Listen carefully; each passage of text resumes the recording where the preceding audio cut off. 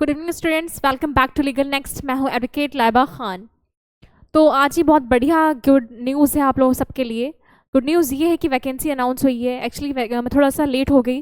Vacancy आपकी जो है ये फॉर्म आपके ओपन हो गए थे 15 अप्रैल को, और आज ही आपको फॉर्म फिल करने हैं। ठीक है, तो मैं जल्दी में ये वीडियो आप लोगों के लिए लेके आई हूँ ताकि आज आप लोग फॉर्म फिल कर लो। तो आप लोग मेरे पीछे देख ही सकते हैं, government of India, ministry of law and justice, department of legal affairs में ये vacancy law commission of India के द्वारा निकाली गई है। 15 अप्रैल को निकाली गई थी। आज 29 अप्रैल लास्ट डेट है फॉर्म भरने की, अप्लाई करने की। आप अप्लाई कर लीजिए। तो इसमें टोटल पोस्ट है आपकी 6। ठीक है, empanelment for 6 legal consultants in the office of law commission of India, ministry of law and justice, government of India. और जो वर्क लोकेशन कहाँ रहेगी, जॉब लोकेशन न्यू दिल्ली रहेगी। तो लॉ कमीशन ऑफ इंडिया ने वैकेंसी निकाली है। वैकेंसी कितनी है? 6 वैकेंसी हैं, और आपकी जॉब लोकेशन रहेगी new Delhi. The Law Commission of India invites application for engagement of 6 legal consultants on contract basis to assist the commission in its broad-based contract. तो बेसिकली जो है जो भी अपॉइंटमेंट्स होंगे 6 लीगल कंसल्टेंट के, इनका काम जो है क्या रहेगा कि ये जो मेंबर्स हैं, जो ऑफिसर्स हैं लॉ कमीशन ऑफ इंडिया में, उन्हें असिस्ट करना, रिसर्च में हर वर्क करना, रिसर्च और डॉक्यूमेंटेशन वर्क में हेल्प करना। बाकी जो भी वो काम उन्हें असिस्ट जो है स्पेसिफाई करेंगे, उसे उसमें वो हेल्प आउट करेंगे अपने सीनियर्स की। और एक कॉन्ट्रैक्चुअल बेसिस है। ठीक है, परमानेंट नहीं है, कॉन्ट्रैक्ट बेस पे। फिर terms and condition for engagement of legal consultant. तो जैसा कि मैंने बताया कि पीरियड ऑफ कंसल्टेंसी की बात करें तो 1 साल है, 1 year. The contract can be extended further depending on satisfactory performance of the legal consultants. The contract may be terminated on 1 month's notice from either side or on payment of 1 month's pay in lieu thereof. Unauthorized absence may lead to termination of the engagement. तो भाई 1 साल का ये engagement period है consultancy का, और ये बढ़ भी सकता है और टर्मिनेट हो सकता है 1 महीने का नोटिस देके या फिर पेमेंट देके। नेचर ऑफ ड्यूटीज़ की बात करें, क्या इसमें आपका कैसे काम रहेगा, क्या काम करना है, तो रिसर्च एंड डॉक्यूमेंटेशन वर्क, मैंने जैसे अभी भी बताया आपको कुछ सेकेंड्स पहले कि रिसर्च और डॉक्यूमेंटेशन वर्क में हेल्प करनी है।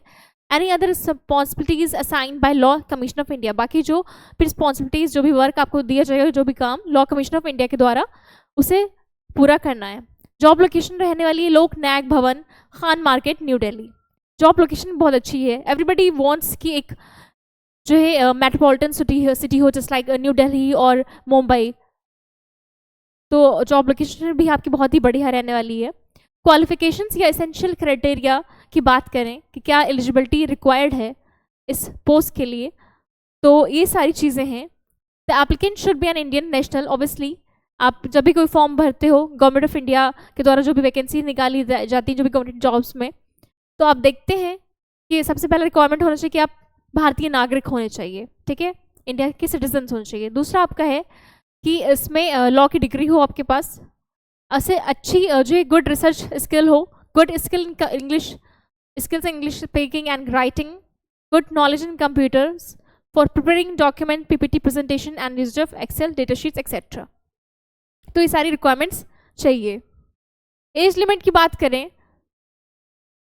applicant should not be more than 32 years of age on last date of submission of applicant as per advertisement, and should produce a fitness certificate of good health approved by recognized medical person. तो age limit कितनी है आपकी कि जब जिस time apply किया जा रहा है एडवर्टीजमेंट के बाद, जिस दिन आप अप्लाई कर रहे हो, 32 से ज़्यादा आप ना हो। ठीक है, मैक्स एज कितनी होनी चाहिए? 32 ईयर्स, प्लस आपको जो है मेडिकल पर्सन के द्वारा, एसोसिएशन के द्वारा एक हेल्थ सर्टिफिकेट देना है कि मेरी हेल्थ प्रॉपर्ली फिट है। डिज़ायरेबल क्राइटेरिया की बात करें कि प्रेफरेंस किसे दी जाएगी, तो person with LLM and additional qualification, research experience, published papers in legal field would be preferred. तो नो डाउट आपकी यहाँ पे एसेंशियल क्राइटेरिया है एलिजिबिलिटी के लिए कि आपके पास लॉ की डिग्री हो, बट ज़्यादा वेटेज किसे देंगे, ज़्यादा हम प्रेफरेंस किसे देंगे? जिसने मास्टर्स किया है और एडिशनल क्वालिफिकेशन है, रिसर्च एक्सपीरियंस, या उसने भाई लीगल फील्ड में पेपर्स पब्लिश कराएं। जब आप मास्टर्स करते हैं तो आपको डिजर्टेशन बनाना होता है, और डिजर्टेशन से पहले, जैसे मैंने जब मास्टर्स किया तो डिजर्टेशन बनाए। डिजर्टेशन हम लोग का तभी एक्सेप्ट हुआ जब उससे पहले रिसर्च पेपर पब्लिश कराया। तो अगर रिसर्च पेपर वगैरह पब्लिश करा है, रिसर्च एक्सपीरियंस है, मास्टर्स है, तो उन लोगों को ज़्यादा यहाँ पे फेवरेबल किया जाएगा। फिर रिम्यूनरेशन एंड एंटाइटलमेंट्स की बात करें, a consultant will be paid an honorarium of rupees 60,000 per month fixed. The amount of consultancy fees so fixed shall remain unchanged during the term of the engagement. तो आपकी per month salary कितनी रहनी हो वाली है? 60,000, जो कि एक रीजनेबल अमाउंट है, एक अच्छा अमाउंट है। The engagement will be strictly contractual and will not confer any other benefits to the selected candidates. इसमें कह रहे हैं साफ साफ कि भाई ये एंगेजमेंट है कॉन्ट्रैक्चुअल है और बाकी कोई भी बेनिफिट्स नहीं मिलेगा, बस सैलरी मिलेगी 60,000 per month. The consultant shall not be entitled to any benefit like provident fund, pension, gratuity, medical attendance, जो बाकी क्योंकि ये जो है कॉन्ट्रैक्चुअल है, शॉर्ट टाइम के लिए, बस 1 साल के लिए आपकी जॉब है, इसलिए बाकी के जो भी बेनिफिट्स होते हैं, अलाउंसेस होते हैं, लाइक जो है प्रोविडेंट फंड हो गया या जो भी मेडिकल एक्सपेंसेस, बाकी की फैसिलिटीज़ वो इसमें नहीं मिलने वाली हैं। ओके, HRA यानी हाउस रेंट अलाउंस भी नहीं मिलेगा, सिर्फ 60,000 जो इन्होंने मेंशन करा है, 60,000 सैलरी पर मंथ वही मिलने वाली है यहाँ पे।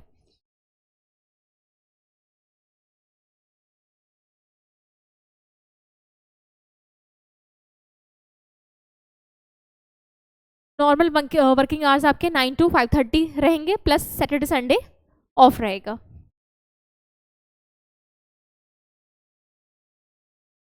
पूरा इतना डेप्थ में जानने की I don't think there is no need to गो।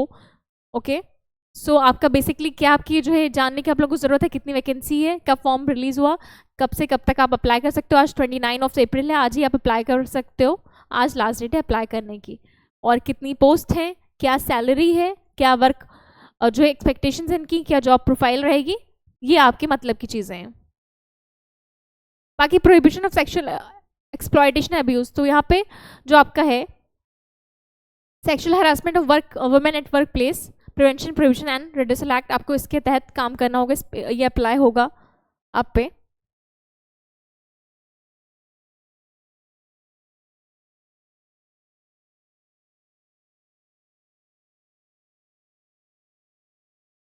फिर confidential nature of documents and information की बात करें तो legal consultants shall be subject to the provisions of Indian official secret act 1923।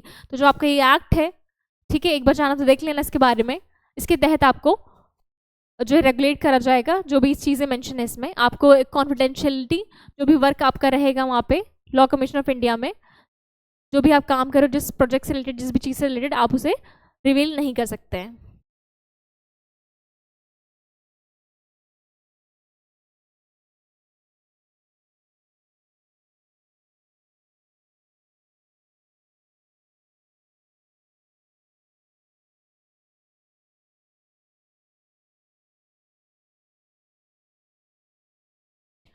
Termination की बात करें तो law commission of India can terminate the consultancy contract at any time without prior notice and without providing any reason for it. तो भाई law commission of India जो appoint कर रही है अथॉरिटीज के पास राइट है कि बिना, और गवर्नमेंट अथॉरिटी है तो राइट है कि बिना कोई रीजन दिए या बिना प्रायर नोटिस दिए कॉन्ट्रैक्ट का जो टर्म है उसे टर्मिनेट कर सकती है 1 साल से पहले भी।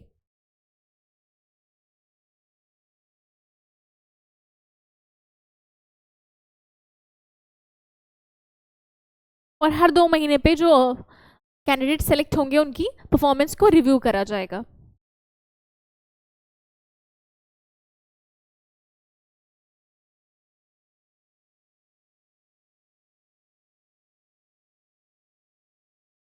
और ये नेक्स्ट 1 है, आपको इस हिसाब से जो है क्या करना है, फिल करना है अपनी डिटेल्स, नेम फादर या हस्बैंड का name, date of birth, age, address for correspondence यानी आपका local address, permanent address, contact आपका मोबाइल नंबर, ईमेल, ये सारी चीज़ें, educational qualification in reverse order starting from the latest. ठीक है, तो रिवर्स ऑर्डर में करना लेटेस्ट से, जैसे मैंने मास्टर्स किया तो मैं पहले मास्टर्स की अपनी qualification, degree, date of passing, subject, university, क्या परसेंटेज, क्या मार्क्स थे, ठीक है, CGPA, देन लॉ, देन आप 12th, देन 10th, ऐसे हो। उसके बाद आता है experience list of relevant legal research and publication, आपका अगर कोई लीगल रिसर्च या पब्लिकेशन आपने कुछ किया, कुछ रिसर्च पेपर्स वगैरह पब्लिश कराए हैं किसी जर्नल में, तो आप वो भी यहाँ पे आपने मेंशन कर सकते हो। और ये आपका जो नेक्स्टर है, जो भी डिटेल्स आपको फिल करनी है वो आप फिल करके कहाँ सेंड करोगे, इस ईमेल आईडी पे मेल करना है, कुछ नहीं करना है ज़्यादा। जैसे और फॉर्म्स आप भरते हो तो उसमें बहुत ज़्यादा चीज़ें मेंशन करनी होती हैं, फोटोग्राफ, देन सिग्नेचर और बहुत सी चीज़ें होती, बहुत टाइम लगता है फॉर्म भरने में। बट इसमें थोड़ी सी चीज़ें आपको जो है डिटेल्स फिल करनी है, एक सिंपली ईमेल आईडी इन्होंने दे रखी है, उस पर मेल करना है, ना बाय पोस्ट भेजना है, ना ही बहुत ज़्यादा लंबे प्रोसेस से गुजरना है। ये ईमेल आईडी मेंशन है, ठीक है। इस पर आप लोग अपनी जो डिटेल्स भेज दें जल्द से जल्द। आज ही का समय है आप लोगों के पास, आज 29 अप्रैल हो गई है, आज लास्ट डेट है, तो देरी किस बात की, ठीक है।